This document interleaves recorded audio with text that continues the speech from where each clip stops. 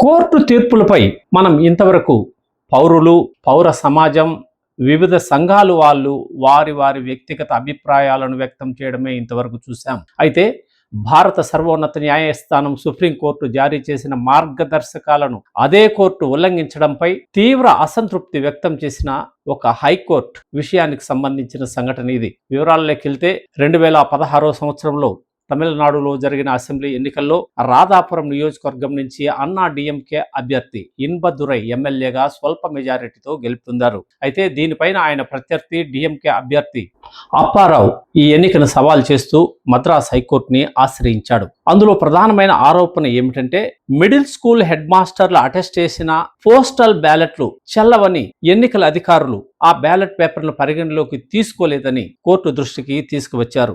దీనిపైన పిటిషనర్ వాదనతో ఏకీభవించిన Madras high court middle school head మాస్టర్లు కూడా గెజిటెడ్ ఆఫీసర్లేనని, వారు అటెస్ట్ చేసిన బ్యాలెట్ పేపర్లు చెల్లుతాయని తన తీర్పులో స్పష్టం చేసింది. ఈ క్రమంలోనే న్యాయస్థానం ఆధ్వర్యంలోనే 3 ఈవీఎంలలోని ఓట్లను రీకౌంటింగ్ చేయించింది.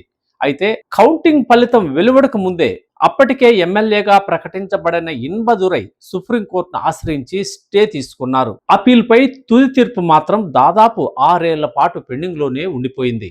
దీంతో ఎమ్మెల్యే కాల పరిమితి కూడా ముగిసిపోయింది. ఈ క్రమంలోనే గత మే 21న ఈ అప్పీల్ను విచారించిన సర్వోన్నత న్యాయస్థానం ఈ తీర్పుపై అంటే హైకోర్టు తీర్పుపై ఉన్న స్టేని ఎత్తివేసింది. అయితే 2016 అసెంబ్లీ రద్దయిపోయినందున ఈ కేసులో న్యాయపరమైన వివాదంపై తీర్పు వెలువరించడం అనవసరమని చెబుతూ అప్పీల్ను క్లోజ్ చేసింది. ఈ నేపథ్యంలోనే మద్రాస్ హైకోర్టు సుప్రీంకోర్టు తీర్పుపై తీవ్ర అసంతృప్తి వ్యక్తం చేసింది. ఎన్నికల వివాదాలను 6 నెలల్లోగా పరిష్కరించాలని సుప్రీంకోర్టు గతంలో మార్గదర్శకాలు జారీ చేసిందని గుర్తు చేసింది. రాజ్యాంగానికి రక్షణగా ఉండే న్యాయ వ్యవస్థ ఇతర ప్రభుత్వ శాఖలను సమన్వయం చేసుకుంటూ అతిపెద్ద ప్రజాస్వామ్య దేశంగా ఉన్న భారత్కు ఉన్న గౌరవాన్ని కాపాడాలని తన తీర్పులో ప్రస్తావించింది. ఈ క్రమంలో ఇన్బదురై ఎన్నికను రద్దు చేస్తూ డిఎంకే అభ్యర్థి అప్పారావును విజేతగా ప్రకటించింది. ఆ మేరకు అసెంబ్లీ రికార్డులో ప్రతి చోట మార్పులు చేయాలని మద్రాస్ అసెంబ్లీ సెక్రటరీని ఆదేశించింది. ఈ తీర్పును ఒకసారి పరిశీలిస్తే నిజమైన విజేతకు రికార్డులో స్థానం లభించిందే కానీ న్యాయం జరగలేదు.